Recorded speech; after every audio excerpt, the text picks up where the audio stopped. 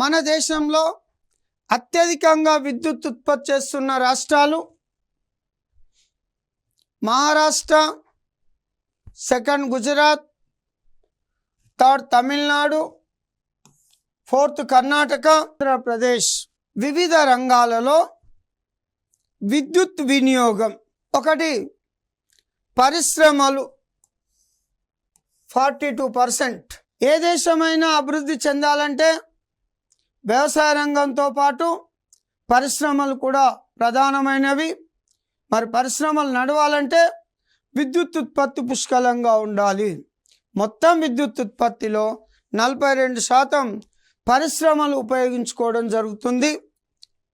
Next, గృహ రంగం 24%, వ్యవసాయ రంగం 18%, వాణిజ్య రంగం 8%, రైల్వేలు 2%, ఇతర రంగాలు 6%.